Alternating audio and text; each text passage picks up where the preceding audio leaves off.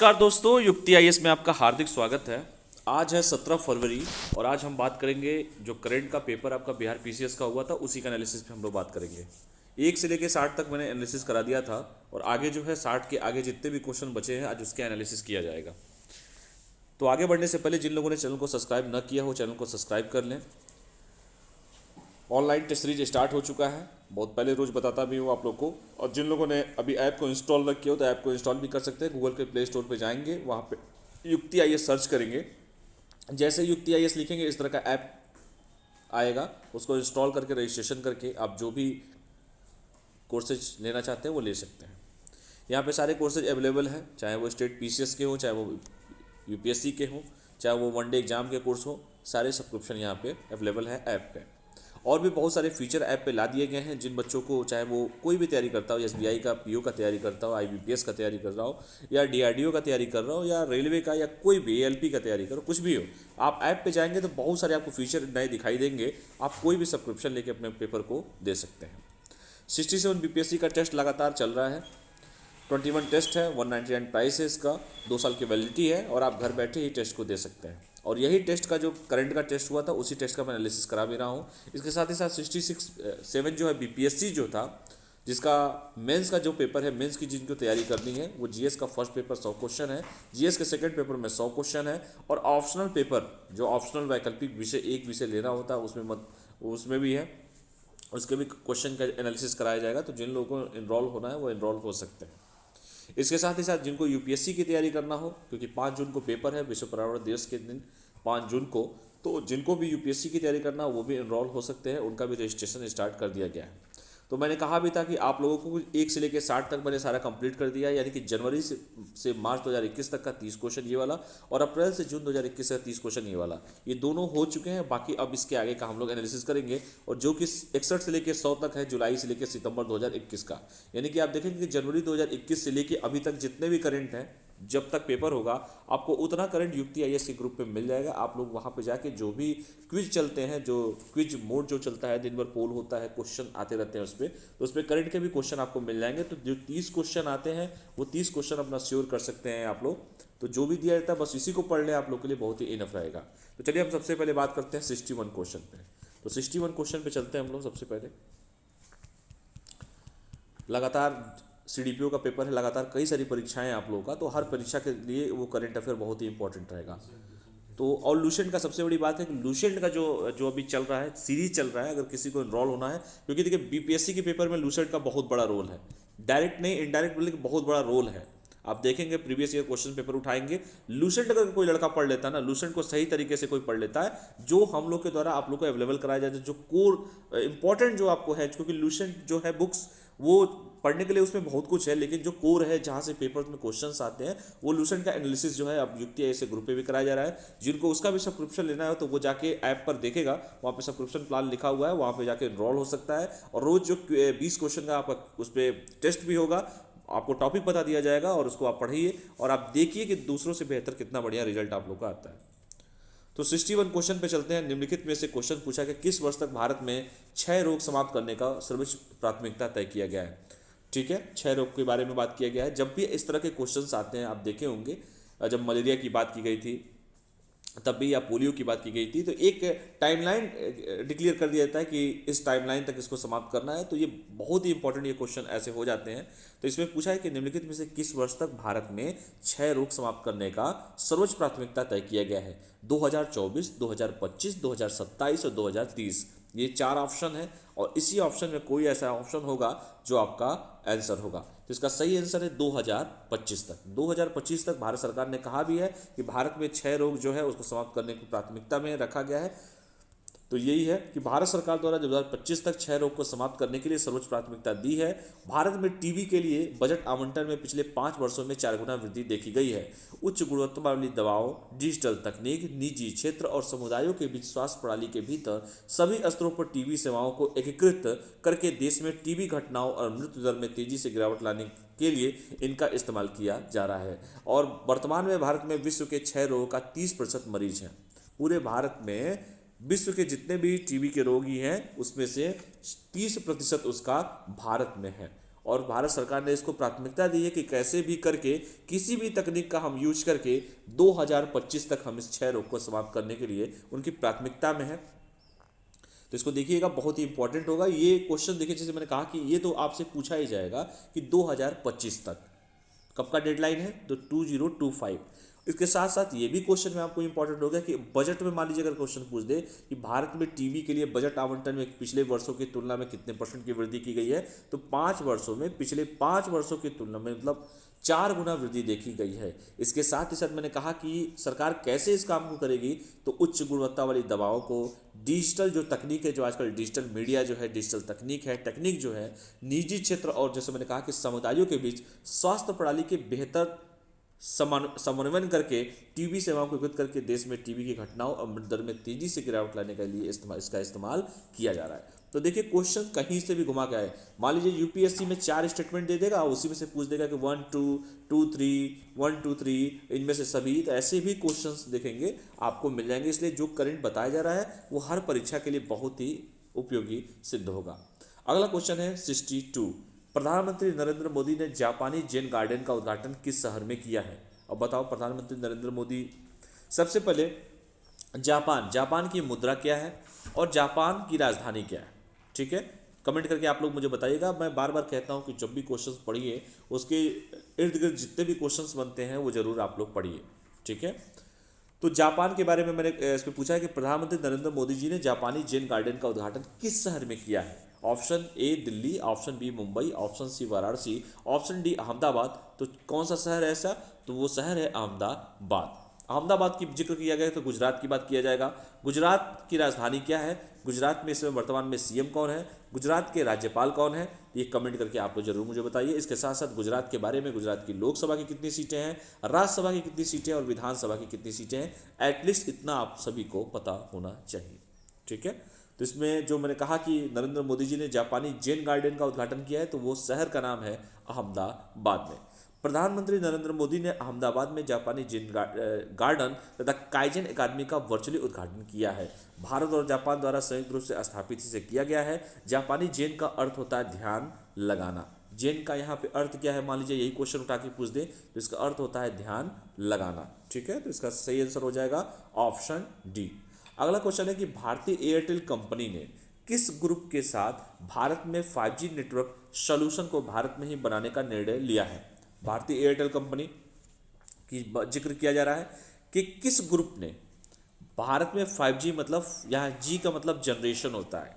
ऐसे भी क्वेश्चन आपको पेपर में देखने को मिलते हैं। जैसे एक बार यूपीआरओ के एक बार क्वेश्चन था, उसमें पूछ दिया गया था पैन कार्ड जो होता है उसमें ए क्या होता है। ऐसे क्वेश्चन लोग पूछेंगे कि सर इसमें क्या, लेकिन ऐसे भी क्वेश्चन पूछे जाते हैं। इसके साथ साथ आधार से भी क्वेश्चन, जैसे आधार कितने डिजिट का होता है, ये सब भी बात छोटी से छोटी चीज़ों को भी आपको जरूर जानना चाहिए।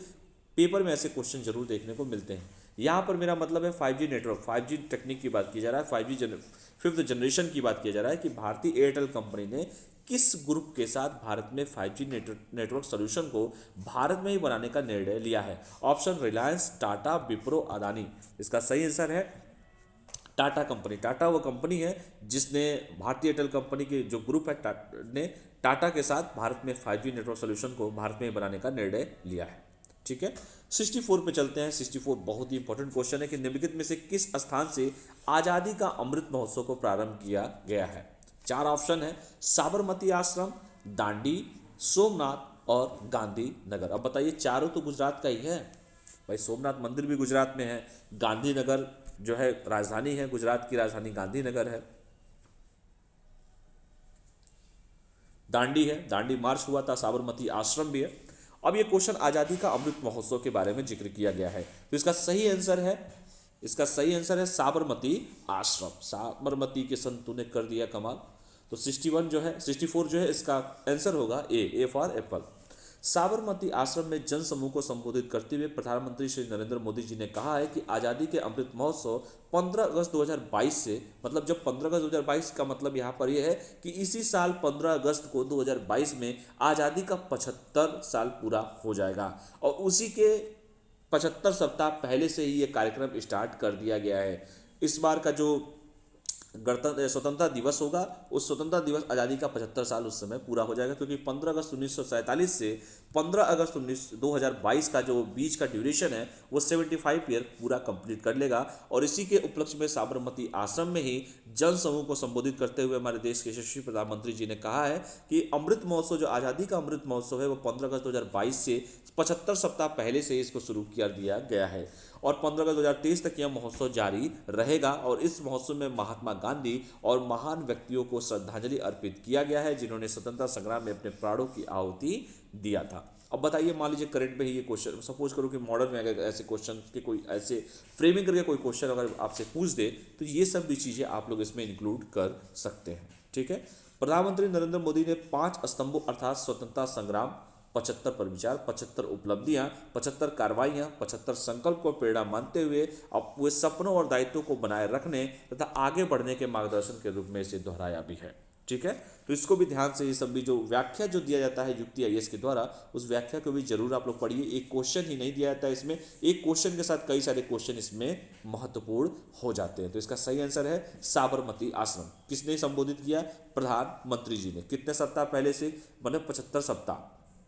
कब से? 15 अगस्त 2022 से शुरू करके 15 अगस्त 2023 तक ये सब चीज़ें चलेंगी। अगला क्वेश्चन है, Sindhu Indus best mega food park का उद्घाटन किस राज्य में किया गया है? 4 ऑप्शन है। Sindhu Indus best mega food park के बारे में जिक्र किया गया है। तो इसका उत्तर प्रदेश, गुजरात, बिहार और छत्तीसगढ़ है और इसका सही आंसर है छत्तीसगढ़, जहां कांग्रेस की सरकार है। कमेंट करके बताइए कि वहां के चीफ मिनिस्टर कौन है, मुख्यमंत्री कौन है। और छत्तीसगढ़ राज्य की स्थापना किस वर्ष किया गया था? आपको पता होगा कि सन 2000 में 3 राज्य अस्तित्व में आए, जैसे उत्तर प्रदेश से उत्तराखंड, मध्य प्रदेश से आपका छत्तीसगढ़ और बिहार से आपका झारखंड को अलग किया गया था, पृथक किया गया था। और तीनों का डेट आपको जरूर याद होना चाहिए। जो मैं क्वेश्चन रिपीट फिर से कर दे रहा हूँ, उत्तर प्रदेश से करके अलग करके उत्तराखंड बना था, बिहार से झारखंड बना था और मध्य प्रदेश से आपका छत्तीसगढ़ बना था। तो ये सब चीज़ें भी आपको बहुत जानना चाहिए कि किस वर्ष ये सब किया गया है। तो केंद्रीय खाद्य और प्रसंस्करण उद्योग मंत्री नरेंद्र सिंह तोमर ने छत्तीसगढ़ में Sindhu Indus best mega food park का उद्घाटन किया और इसका उद्देश्य जो है राज्य में अत्यधिक रोजगार सृजित करना तथा किसानों की आय में वृद्धि करना है। मेगा फूड पार्क परियोजना का कार्यान्वयन एक विशेष प्रायोजन उपाय द्वारा किया जाता है, जो संस्थाएं अधिनियम के अंतर्गत एक पंजीकृत कॉर्पोरेट निकाय होता है। स्कीम के अंतर्गत वित्त पोषित 41 मेगा फूड पार्कों की स्थापना का लक्ष्य रखा गया है। हालांकि अब तक 22 मेगा फूड पार्क की स्थापना की जा चुकी है। तो ये चीजें बड़ी इंपॉर्टेंट होता है। मंत्री जी का नाम जरूर आप लोग याद रखिएगा, किस राज्य से है? तो छत्तीसगढ़ से। ये बड़ा इंपॉर्टेंट हो जाएगा। अगला क्वेश्चन है 66 क्वेश्चन जो है, रायमोना रिजर्व फॉरेस्ट किस राज्य में स्थित है? रायमोना रिजर्व फॉरेस्ट किस राज्य में स्थित है? ये क्वेश्चन आपसे पूछा गया है। रायमोना रिजर्व पार्क असम में, तो बहुत सारे, काजीरंगा भी असम में ही है। तो रायमोना रिजर्व फॉरेस्ट भी जो है वो असम में है। चूंकि ऑप्शन में यहाँ पे चारों में नहीं दिया हुआ है, इसका आंसर हो जाएगा ई फॉर एलिफेंट। ई वाला ऑप्शन सही हो जाएगा। रायमोना रिजर्व पार्क को असम का 6वां राष्ट्रीय उद्यान घोषित किया गया है। बड़ा इंपॉर्टेंट हो गया यहाँ पर कि असम का कौन सा नंबर का है? तो 6 नंबर का है, 6वां राष्ट्रीय उद्यान घोषित किया गया है। रायमोना राष्ट्रीय उद्यान असम भारत में एक राष्ट्रीय उद्यान है जो कोझिकोड जिले के गोसाईगांव उपखंड में स्थित है। यमुना राष्ट्रीय उद्यान असम भारत में एक राष्ट्रीय उद्यान है जो कोकराझार जिले के गोसाईगांव उपखंड में स्थित है। इससे पूर्व असम में 5 राष्ट्रीय उद्यान काजीरंगा, मानस, ओरंग, नमेरी, डिब्रू साइखवा आदि मौजूद है। ये देखो बड़ा इंपॉर्टेंट है, परीक्षा में बहुत ही। एनवायरमेंट एंड इकोलॉजी का जो चैप्टर है उसमें देखेंगे ये सब क्वेश्चन। मानस कहाँ पर है, काजीरंगा कहाँ पर है, राष्ट्रीय उद्यान कहाँ पर है, ओरंग कहाँ पर है, नमेरी कहाँ पर है, डिब्रू साइखवा कहाँ पर है, ये सब अमूमन क्वेश्चन आपको देखने को मिलता है। और 6वां नाम याद रखिएगा, जब भी मान लीजिए एनवायरमेंट एंड इकोलॉजी में वो क्वेश्चन अगर ऐसे तरह से देखे, करंट अपडेट पूछे, तो 6वां आपका रायमोना रिजर्व फॉरेस्ट यहाँ पर हो गया है। ठीक है, तो 6वां है। अगला क्वेश्चन है 67। WHO ने कोरोना के नए वेरिएंट की पहचान की है जिसे लैम्डा नाम दिया गया है। इसकी उत्पत्ति कहाँ मानी जाती है? अब बताओ, WHO की बात की गई है। तो WHO के हेड इस समय कौन है वर्तमान में, ये बताइए आप लोग। दूसरा, WHO का फुल फॉर्म क्या होता है, ये बताइए आप लोग। और जो मैंने कहा कि नए वेरिएंट की जो पहचान की गई है वो कहाँ से, जिसका नाम क्या दिया गया है? लैम्बडा। उसकी उत्पत्ति मतलब उसकी ओरिजिन कहाँ से है, यही क्वेश्चन पूछा है। एशिया से है, अफ्रीका का है, उत्तरी अमेरिका से है, दक्षिणी अमेरिका से, आखिर कहाँ से है? तो इसका जो सही आंसर है ये पहले जान लीजिए, इसका सही आंसर है दक्षिणी अमेरिका, साउथ अमेरिका से है। WHO ने कोरोना के नए वेरिएंट की पहचान की है जिसे लैम्डा नाम दिया गया है। इसकी उत्पत्ति दक्षिणी अमेरिका से मानी जाती है। इसके साथ साथ पेरू की राजधानी लीमा में अगस्त 2020 में लैम्डा पाया गया। अप्रैल 2021 तक पेरू में इसका प्रभाव 97% था और लैम्डा एक विश्वव्यापी अब हो गया है। हाल ही में विश्व स्वास्थ्य संगठन WHO, वर्ल्ड हेल्थ ऑर्गेनाइजेशन जिसे कहते हैं WHO, world health organization, world मतलब विश्व, हेल्थ मतलब स्वास्थ्य, ऑर्गेनाइजेशन मतलब संगठन की एक रिपोर्ट के मुताबिक यह 29 देशों में पाया गया है। तो ये सब चीज़ों को देख लीजिएगा, alpha variant, beta variant, gamma variant, ये ओमिक्रॉन को वेरिएंट ऑफ कंसर्न में रखा गया है और लैम्डा और एमयू जैसे वेरिएंट को वेरिएंट ऑफ इंटरेस्ट में क्लासिफाई किया गया है। तो ये सब चीज़ों को आप देख लीजिएगा आप लोग, ठीक है। जो मेन चीज़ें था मैंने आप लोग को बताया गया है। चलिए अगला क्वेश्चन है, निम्नलिखित में से कौन सा देश ओपन स्काई संधि से हटने का निर्णय लिया है। अब बात करते हैं ओपन स्काई संधि की। हालांकि ये सब पढ़ाया जाएगा बहुत जल्दी, लेकिन मैं बता भी दे रहा हूँ ओपन स्काई संधि के बारे में। ओपन स्काई संधि से हटने का निर्णय कौन सा देश दिया है? जर्मनी, भारत, चाइना और रूस। 4 ऑप्शन है, सही ऑप्शन इसका है रूस, रशिया। रशिया वो देश है, रूस। व्लादिमीर पुतिन बहुत ही दिग्गज प्रभावशाली वहाँ के नेता। रूस की सरकार ने ओपन स्काई संधि से निर्णय लिया है। इससे पूर्व अमेरिका नवंबर 2020 में इस संधि से अलग हुआ था। यह एक अंतर्राष्ट्रीय संधि है जो एक दूसरे से सैन्य बलों की जानकारी साझा करती है। तो ये ओपन स्काई संधि पे कई बार टिप्पणी भी करके क्वेश्चन पूछता है। तो इसलिए मेरा युक्ति आईएएस का हम लोग का ध्येय यही होता है कि बच्चों को कम से कम इसके साथ साथ उसका जो एक्सप्लेनेशन है, अगर ओपन स्काई संधि है तो थोड़ा सा उसके बारे में भी बताना। इसलिए देखिए पूरा एक्सप्लेनेशन, ऐसे एक्सप्लेनेशन आपको कहीं पर भी पूरे यूट्यूब पे कहीं पे भी कोई नहीं देगा। कोई पेपर एनालिसिस इस तरह का आपको एनालिसिस नहीं देगा जो युक्ति आईएएस के द्वारा प्रोवाइड कराया जाता है। तो ओपन स्काई संधि का मतलब है यहाँ पर कि रूस की सरकार ने ओपन स्काई संधि का निर्णय क्योंकि इसका मेन मतलब है कि एक दूसरे से जो सैन्य बलों की जानकारी होती है वो साझा करना होता है।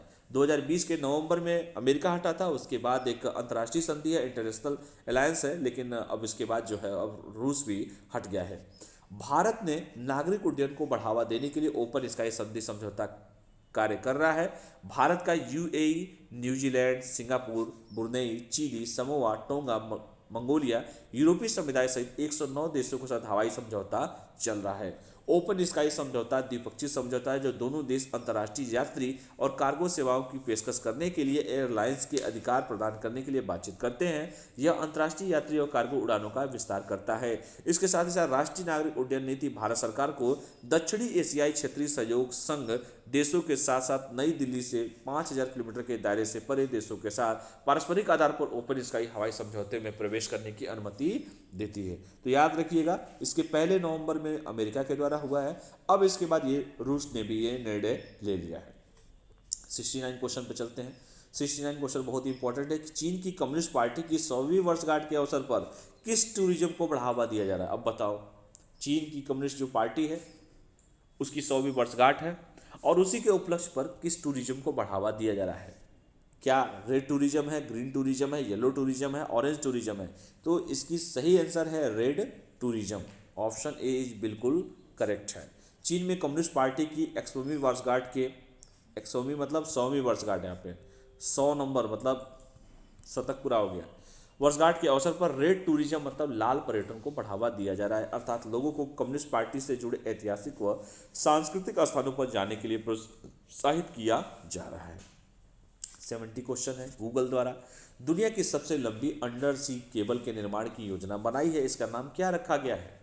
गूगल के द्वारा, जब गूगल की बात आई है, पूरी दुनिया गूगल है, गूगल, तो गूगल द्वारा दुनिया की सबसे लंबी अंडर सी केबल के निर्माण की योजना बनाई है, इसका नाम क्या रखा गया है? तो इसका 4 ऑप्शन है, फॉर्मिना, सांग, जॉन्ग और गूगलिया। तो इसका सही आंसर है फॉर्मिना। फॉर्मिना कह सकते हैं आप इसको। अल्फाबेट के गूगल ने 9 जून 2021 को घोषणा की है कि वह एक अंडर सी केबल का निर्माण करेगा जो उन क्षेत्रों के बीच इंटरनेट कनेक्शन की क्षमता को बढ़ाने के लिए संयुक्त राज्य अमेरिका के उरुग्वे, ब्राजील, अर्जेंटीना को जोड़ेगी। ब्राजीलाई उन्मूलनवादी और लेखक मारिया फर्मिना डास रीस के नाम पर फर्मिनिया नामक अंडर सी केबल विश्व की सबसे लंबी केबल होगी। तो विश्व की सबसे लंबी केबल की अगर बात कर दिया जाए तो उसका नाम क्या है? फर्मिना। फर्मिना के नाम पर रखा गया। चलिए आगे बढ़ते हैं।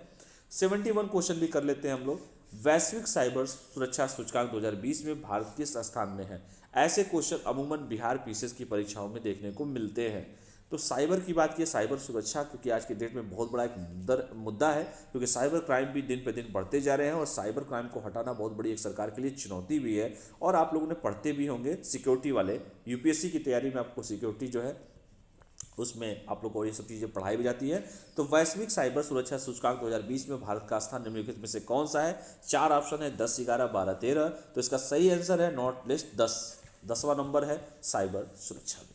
अंतर्राष्ट्रीय दूरसंचार संघ द्वारा 29 जून 2021 को वैश्विक साइबर सूचकांक 2020 में भारत का स्थान 10वां प्राप्त हुआ, जबकि प्रथम स्थान संयुक्त राज्य अमेरिका का है। वह कुल 194 देशों में रैंकिंग दिया गया है। ये रैंकिंग जो है भारत को 10वां, फर्स्ट कौन है? संयुक्त राज्य अमेरिका है, ठीक है। और इसको रैंकिंग 194 देशों में रैंकिंग किया गया है। संचार नेटवर्क में अंतर्राष्ट्रीय कनेक्टिविटी की सुविधा के लिए वर्ष 1865 में अंतर्राष्ट्रीय दूरसंचार संघ स्थापित किया गया है। इसका मुख्यालय कहाँ है? जिनेवा, स्विट्जरलैंड में है। विश्व का सबसे ऊंचा रेत महल कौन से देश ने बनाया है? अब बताओ, ये सब क्वेश्चन आया है इतना इंपॉर्टेंट। सबसे ऊंचा रेत महल, Finland, Denmark, Switzerland, Norway. Option इसका सही है बी, डेनमार्क। डेनमार्क ने दुनिया का सबसे ऊंचा रेत महल बनाया है, जिसे गिनीज वर्ल्ड ऑफ रिकॉर्ड में दर्ज किया गया है। इसलिए इसकी ऊंचाई जो है 2116 मीटर। अब बताओ, ये जो 2116 मीटर जो मैं बताया हूँ आप लोगों को याद कर लीजिएगा, क्योंकि ये भी क्वेश्चन ऐसे पूछे जाते हैं। अमूमन देखा गया है कि यूपी बिहार की परीक्षाओं में 211 जैसे जितने मीटर का है, ये सब क्वेश्चन बड़े पूछे जाते हैं। तो विश्व का सबसे ऊंचा रेत महल किस देश में है? तो डेनमार्क में, ठीक है। अगला क्वेश्चन है, केंद्रीय वित्त मंत्री निर्मला सीतारमण द्वारा हाल ही में डिजिटल भुगतान भीम यूपीआई की शुरुआत किस देश में की गई है? बड़ी अच्छी बात है कि हमारे देश का भीम यूपीआई जो है उसकी शुरुआत और किस देश में किया गया है? निर्मला सीतारमण जी के द्वारा, जो वित्त मंत्री हैं, फाइनेंस मिनिस्टर हैं। नेपाल, बांग्लादेश, म्यांमार और भूटान। 4 ऑप्शन। सही आंसर इसका है लास्ट, भूटान। भूटान वो देश है, ठीक है, जिसने जहां पर डिजिटल भुगतान को बढ़ावा देने के लिए भीम यूपीआई की शुरुआत किया गया है। तो देख लो, थोड़ा सा इसके बारे में बता देते हैं। भूटान अपने क्विक रिस्पांस, क्विक का मतलब क्यूआर, क्विक रिस्पांस जिसे कहते हैं, कोड के लिए भारत के इंटीग्रेटेड पेमेंट इंटरफेस, जिसका नाम है यूनिफाइड पेमेंट इंटरफेस, यूपीआई जिसे कहते हैं, स्टैंडर्ड को अपनाने वाला प्रथम पड़ोसी देश बन गया है। यूपीआई भुगतान एक आसान तरीका है जो डिजिटल रूप से एक व्यक्ति से दूसरे व्यक्ति को आसानी से पैसे ट्रांसफर करने की सुविधा देता है। यह आईएमपीएस, नेफ्ट या आरटीजीएस ट्रांसफर के समान होता है। भीम वॉलेट नहीं है। भीम क्या है? बेसिकली कोई वॉलेट नहीं है, जो वॉलेट में जो पैसे होते हैं, वैसे ही भीम कोई वॉलेट नहीं है, भुगतान एप्लीकेशन है जो उपयोगकर्ताओं को तत्काल बैंक हस्तांतरण करने की अनुमति देता है। भीम पर लेन देन करने के लिए कोई शुल्क नहीं दिया जाता है। भीम यूपीआई को सिंगापुर के द्वारा भी मान्यता प्रदान की गई है। तो देखिए, यहाँ पर सारी चीज़ें आपको बता दिया गया। अगर कोई पहली बार भी पढ़ रहा हो तो उसको पूरी डिटेल यहाँ पर दे दिया गया कि भैया भीम क्या है। कोई वॉलेट नहीं है, ये एक भुगतान एप्लीकेशन है जो उपयोगकर्ता का मतलब यहाँ पर यूजर से है, तत्काल बैंक हस्तांतरण मतलब बैंक ट्रांसफर की अनुमति देता है। कोई लेन देन पे कोई चार्ज नहीं लगता है, ठीक है। और सिंगापुर के द्वारा भी इसे मान्यता प्रदान की गई है। तो इसका आंसर क्या हो जाएगा? इसका आंसर हो जाएगा भूटान। भूटान, थिम्पू की राजधानी भूटान। चलिए आगे बढ़ते हैं, 74 क्वेश्चन पे चलते हैं। 74 में पूछा क्या है कि विश्व खाद्य और सुरक्षा पोषण स्थिति रिपोर्ट 2021 में किस संस्था के द्वारा जारी की गई है? जब भी ऐसे क्वेश्चन आते हैं, संस्था पूछे, ठीक है, तो बड़ा इंपॉर्टेंट ये क्वेश्चन हो जाता है। संस्था जैसे मान लो वर्ल्ड आउटलुक रिपोर्ट किसके द्वारा जारी, ये सब क्वेश्चंस बहुत इंपॉर्टेंट क्वेश्चन है, पूछे जाते हैं परीक्षाओं में। विश्व खाद्य सुरक्षा एफओए, डब्ल्यूएफपी, डब्ल्यूएचओ, यूनिसेफ किसके द्वारा जारी किया जाता है? तो इसका सही आंसर है विश्व खाद्य सुरक्षा पोषण स्थिति रिपोर्ट चारों के द्वारा किया जाता है। ये संयुक्त रूप से एफओ के द्वारा भी, डब्ल्यूएफपी द्वारा, डब्ल्यूएचओ, यूनिसेफ, इन चारों के द्वारा संयुक्त रूप से किया जाता है। इसका मतलब क्या होता है कि वर्ष 2020 में दुनिया में 720 से 811 मिलियन लोग भूख का सामना कर रहे हैं। सोचिए, देश हमारा देश, हर देश कितना तरक्की कर रहा है, लेकिन आज भी स्थिति जो है भूख के प्रति जो है, अभी भी बहुत सारे ऐसे लोग हैं जो भूख का सामना कर रहे हैं। यह वर्ष 2019 की तुलना में 161 मिलियन अधिक है। सर्वाधिक भूखी आबादी एशिया में है, सोचिए। और हम किस महाद्वीप में रहते हैं? निपुण भारत कार्यक्रम किस मंत्रालय का कार्यक्रम है? निपुण भारत कार्यक्रम जो है किस मंत्रालय का कार्यक्रम है? शिक्षा मंत्रालय, वाणिज्य मंत्रालय, रक्षा मंत्रालय, वित्त मंत्रालय। तो निपुण की बात की गई है, ये एजुकेशन मिनिस्ट्री की बात की गई है, शिक्षा मंत्रालय की बात की गई है। तो निपुण भारत कार्यक्रम शिक्षा मंत्रालय का है। निपुण भारत कार्यक्रम शिक्षा मंत्रालय का एक कार्यक्रम है, इसकी शुरुआत केंद्रीय शिक्षा मंत्री ने की है। और कमेंट करके बताइए कि वर्तमान में देश के केंद्रीय शिक्षा मंत्री कौन है। इनका उद्देश्य जो है ग्रेड 3 तक के बच्चों को 2026-27 तक मूलभूत साक्षरता तथा संख्या ज्ञान का प्राप्त करवाना है। देखिए कितना खूबसूरत क्वेश्चन है।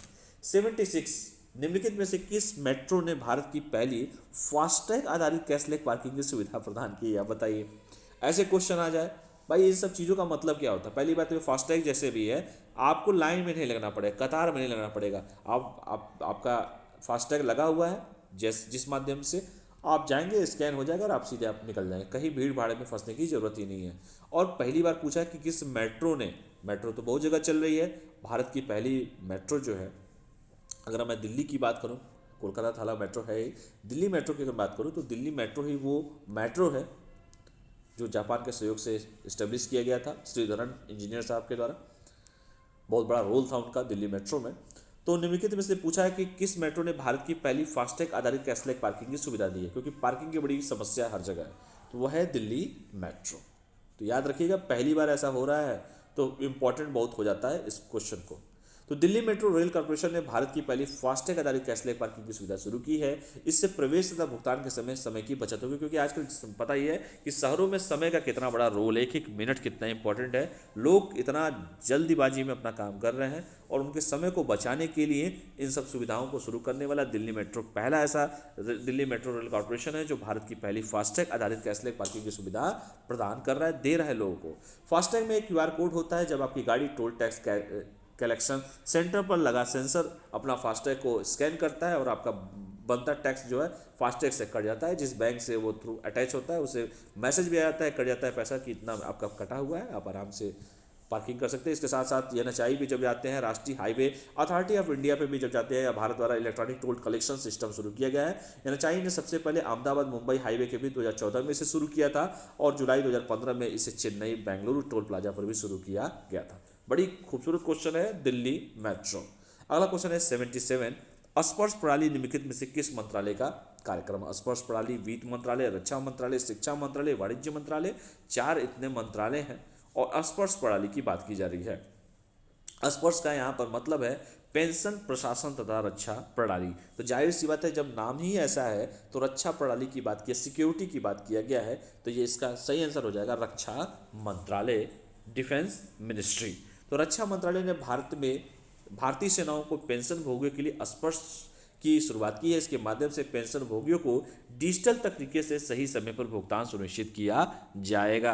तो इसका स्पर्श प्रणाली है रक्षा मंत्रालय। अगला क्वेश्चन है, क्रिप्टो गेमिंग गार्डन निम्नलिखित में से किस राज्य में अवस्थित है। क्रिप्टो गेमिंग गार्डन 4 राज्य है, उत्तर प्रदेश, उत्तराखंड, हिमाचल प्रदेश और हरियाणा, और इसका सही आंसर है उत्तराखंड। उत्तराखंड की राजधानी क्या है, कमेंट करके आप लोग मुझे जरूर बताइएगा। पहाड़ों की राजधानी मसूरी को कहते हैं। उत्तराखंड की राजधानी क्या है, उत्तराखंड के CM कौन है, उत्तराखंड के राज्यपाल कौन है, उत्तराखंड में लोकसभा की कितनी सीटें हैं, और इसके साथ जिम कॉर्बेट नेशनल पार्क कहाँ पर स्थित है, ये भी आप लोग कमेंट करके बताइए। किस वर्ष उसकी स्थापना की गई थी जिम कॉर्बेट नेशनल पार्क की। तो उत्तराखंड के देहरादून में भारत के पहले क्रिप्टो गेमिंग गार्डन का उद्घाटन किया गया। इस गार्डन में लाइकेन, शैवाल, कवक आदि विभिन्न प्रजातियां पाई जाती हैं। ठीक है, तो याद रखिएगा। भारत का पहला ग्रेन ATM किस राज्य में शुरू किया गया है। देखिए कितना इंपॉर्टेंट क्वेश्चन है। अभी भूखमरी बताया मैंने आपको, भूख के बारे में बताया, गरीबी के बारे में बताया मैंने, और ये आपको ग्रेन ATM के बारे में जिक्र किया गया है। हरियाणा, पंजाब, छत्तीसगढ़, गुजरात, इसका सही आंसर है हरियाणा। हरियाणा के गुरुग्राम में, जो गुड़गांव था गुरुग्राम हो गया है, भारत का पहला ग्रेन ATM स्थापित किया गया है। यह मशीन बैंक की ATM की तरह होता है। जैसे आप ATM से पैसा निकालते हैं, वैसे ही एक मशीन बैंक ATM की तरह है। इसमें लाभार्थी अपना आधार कार्ड या राशन कार्ड नंबर दर्ज करेंगे तो खाद्यान्न मशीन से बाहर आ जाएगा। मान लीजिए तीन लोग हैं, 3 यूनिट है और 1 यूनिट में 5 किलो मिलता है। तो जैसे ही आप अपना आधार कार्ड या राशन कार्ड अपना नंबर उसमें इंटर करेंगे उस ATM में, तो जितना भी आपका यूनिट्स होता है उसमें आपको ऑप्शंस आ जाएंगे और वो आपको मिल जाएगा। ठीक है, किसी बीच में किसी ब्रोकर की ज़रूरत इसमें नहीं होगी। आप सीधे डायरेक्ट जाएंगे, उस पर क्लिक करेंगे और आपका सामान मिल जाएगा। अन्नपूर्ति के नाम से बनाई गई ग्रेन एटीएम की यह पहली मशीन पायलट प्रोजेक्ट तौर पर गुरुग्राम के फारूक नगर में स्थापित की गई। इस एटीएम से 1 मिनट में 10 किलो तक अनाज निकाला जा सकेगा। तो समय की भी लोगों की बचत होगी। ठीक है, 79 और लास्ट चलिए 80 कर लेते हैं, 20 क्वेश्चन कंप्लीट हो जाएगा। काकतीय रुद्रेश्वर मंदिर का यूनेस्को विश्व धरोहर सूची में भारत का कौन सा स्थान? अभी जानते होंगे कि विश्व धरोहर स्थल में बहुत सारे लोग इंक्लूड किया गया है विश्व धरोहर स्थल में। तो इसमें पूछा है काकतीय रुद्रेश्वर मंदिर का यूनेस्को की विश्व धरोहर सूची में कौन सा स्थान प्रदान किया गया है? 39, 40, 42 एंड 45। तो इसका सही आंसर है 3 और 9, 39। तेलंगाना के पालमपेट में स्थित काकतीय रुद्रेश्वर मंदिर को यूनेस्को की विश्व धरोहर सूची में शामिल किया गया है। यह भारत का 39वां धरोहर स्थल है। कौन सा है बेटा? 39, 39वां है। इस मंदिर को रामापर मंदिर भी कहते हैं, रामापा है वैसे, रामापर मंदिर कहते हैं। इसका निर्माण 13वीं शताब्दी में हुआ था। शिल्पकार रमप्पन ने, रमप्पा देखिए यहाँ पे सही लिखा है, रमप्पा 40 वर्षों के अथक प्रयास के बाद इसका निर्माण किया था। इसलिए 800 साल पुराने इस मंदिर को रामापा मंदिर के नाम से भी जाना जाता है। मार्को पोलो ने काकतीय वंश के दौरान बने इस मंदिर को तमाम मंदिरों में सबसे चमकता तारा कहा था। देखिए, तो ये भी आपको हिस्ट्री के पॉइंट ऑफ व्यू से बहुत इंपॉर्टेंट है। सिंधु घाटी सभ्यता का एक स्थल धोलावीरा गुजरात भारत के 40वें विश्व धरोहर सूची के रूप में शामिल किया गया। 39वां कौन है? ये आपका काकतीय है। और 40वां जो है धौलावीरा जो गुजरात में है। हमेशा हिस्ट्री में क्वेश्चन ये पूछता भी है। भारत के 40वें विश्व धरोहर सूची में शामिल किया गया है। यूनेस्को का जो फुल फॉर्म होता है united nation educational scientific and cultural organization, जिसका हिंदी होता है संयुक्त राष्ट्र शैक्षिक वैज्ञानिक और सांस्कृतिक संगठन होता है। ये भी आप लोग को जरूर इसका फुल फॉर्म जानना चाहिए, क्योंकि आप तैयारी कर रहे हैं तो कहीं से भी क्वेश्चंस बन सकते हैं। अब मान लीजिए आपको इंटरव्यू में ही यूनेस्को के बारे में पूछ दे तो एटलीस्ट आपको पता होना चाहिए कि यूनेस्को का फुल फॉर्म तो क्या है। तो united nation educational scientific and cultural organization, संयुक्त राष्ट्र शैक्षिक वैज्ञानिक और सांस्कृतिक संगठन इसका फुल फॉर्म है। स्थापना हुआ था 16 नवंबर 1945 को और इसका मुख्यालय जो है पेरिस फ्रांस में है। ठीक है, तो यहीं पर आने देते हैं। 20 क्वेश्चन का पूरा एनालिसिस कर दिया है मैंने, यानी कि 61 से लेके 80 तक का जो भी क्वेश्चंस हैं उसको एकदम बारीकी से बताया गया है, पूरा एक्सप्लेनेशन किया गया है। और मैं उम्मीद करता हूं कि आप लोग को जो भी क्वेश्चंस पूछे जा रहे हैं उसके कमेंट आप लोग प्लीज दीजिए आप लोग। और जो भी टेलीग्राम में जुड़े हुए हैं, जो नहीं जुड़े हैं पहले तो जुड़ जाएं, और जो नहीं जुड़े हैं वो जो क्विज है उससे जुड़िए। इसके नीचे डिस्क्रिप्शन बॉक्स के नीचे लिंक दिया होता है, उस लिंक पे जाएंगे, क्लिक करेंगे और डायरेक्ट आप हमसे युक्ति आईएएस से जुड़ जाएंगे। डेली दिन भर क्वेश्चंस आपसे पूछे जाते हैं। जैसे आज ही मॉर्निंग में करंट के क्वेश्चन पूछे गए थे, आपसे हिस्ट्री के क्वेश्चन पूछे गए थे, लूसेंट के भी क्वेश्चन पूछे गए थे। तो आपको वो चीज़ें सारी दिन भर आपको मिलती रहेंगी। पोल होता रहता है, आपको वहीं पर वहीं आंसर बहुत सारे स्टूडेंट देते हैं, आप भी देंगे। उससे क्या होगा कि जो कंपटीशन का जो माहौल है क्रिएट रहेगा और अच्छा भी लगेगा आप लोगों को। तो उस ग्रुप से जुड़िए। बाकी जिन लोगों ने चैनल को सब्सक्राइब न किया, चैनल को सब्सक्राइब कर लें, अपने दोस्तों को भी शेयर करें, और जो भी युक्ति आईएएस के द्वारा क्वेश्चन का एनालिसिस कराया जाता है उसको जरूर आप लोग देखें। ये कहीं पर भी नहीं मिलेगा। युक्ति आईएएस के द्वारा आप ही लोगों के लिए सब चीज़ें तैयार की गई हैं। लगातार परीक्षाएं अब आने वाली हैं, खास करके सीडीपीओ का पेपर, बिहार पीसीएस का पेपर, इसके साथ साथ यूपी पीसीएस का पेपर, बहुत सारी परीक्षाएं, और ये करंट हर जगह काम देगा। ठीक है, करंट तो फिर तो कहीं से भी पूछा जा सकता है। ये कंपलसरी नहीं है कि ये जो पढ़ा रहा हूँ सिर्फ बिहार पीसीएस के, ये सभी के लिए इंपॉर्टेंट है। इसलिए एक एक चीज़ों को बड़े ध्यान से पढ़िए। जो क्वेश्चन पूछा जा रहा है उसको कॉपी पे लिखिए, उसको रिपीट करते रहिए, क्योंकि वो क्वेश्चन है जो आपको नहीं आते हैं। ठीक है, अगर आते हैं तो आप कमेंट करिए और उसको बारे में थोड़ा सा सर्च कीजिएगा, नहीं आते तो चलिए आज के लिए इतना ही करते हैं, कल फिर मिलते हैं। और जिन लोगों ने लूसेंट का सब्सक्रिप्शन न लिया हो, लूसेंट जिनको कंप्लीट करना हो, क्योंकि बिहार पीसीएस में लूसेंट का बहुत बड़ा रोल है, वो जाके गूगल प्ले स्टोर पे जाएंगे और रजिस्ट्रेशन करेंगे, वहाँ पे लूसेंट का खुल के आएगा, वहाँ पे जाके सब्सक्रिप्शन आप लोग ले सकते हैं। और बहुत सारे इसमें फीचर्स नए ऐड किए गए हैं। सपोज कि मान लीजिए कोई लोको पायलट की तैयारी करता है तो उनके लिए भी सब्सक्रिप्शन ला दिया गया है। मान लीजिए कोई टेट की तैयारी करता है, या सुपर टेट की तैयारी करता है, या सीटेट की तैयारी करता है, या आईबी की तैयारी करता है, या दरोगा की तैयारी करता है, या सिपाही की तैयारी करता है, तो सारे का आप देखेंगे सब्सक्रिप्शन में आप जाएंगे तो बहुत सारे डेटा आ चुके हैं। तो चलिए आज के लिए इतना ही करते हैं, फिर आप लोगों के सामने रूबरू होते हैं। और अमर सर के द्वारा जो दैनिक जागरण का राष्ट्रीय संस्करण पर डे जो कराया जा रहा है मॉर्निंग में, अभी वीडियो आ चुका है। जिन लोगों ने नहीं देखा होगा जाके पहले वीडियो को देखिए। एक एक चीज़ बहुत ही क्रिस्टल क्लियर तरीके से अमर सर के द्वारा बताया गया है, इसलिए उसको फॉलो करते रहिए। वो पीटी, मेंस और इंटरव्यू तीनों में काम देगा। अगर आप चाहते हैं प्रशासक बनना तो ये चीज़ें बहुत ही ज़रूरी हैं। पेपर मान लीजिए कोई लड़का नया नया आया हुआ है, उसको पेपर पढ़ रहा है, उसको इंटरेस्ट नहीं लग रहा है, तो एटलीस्ट वीडियो देखो कि क्या सर बता रहे हैं, उसमें क्या क्या इंपॉर्टेंट है, किसको पढ़ना है किसको छोड़ना है। क्योंकि परीक्षा में क्या होता है, सबसे इंपॉर्टेंट इन सब परीक्षाओं में ये होता है कि क्या नहीं पढ़ना है। अगर ये जान गए तो आपका सिलेक्शन 100% हो जाएगा। तो चलिए बने रहिए हमारे साथ, तब तक के लिए पढ़ाई करते रहिए, स्वस्थ रहिए, मस्त रहिए, पढ़ते रहिए। बहुत बहुत धन्यवाद। Thank you all of you. जय हिंद।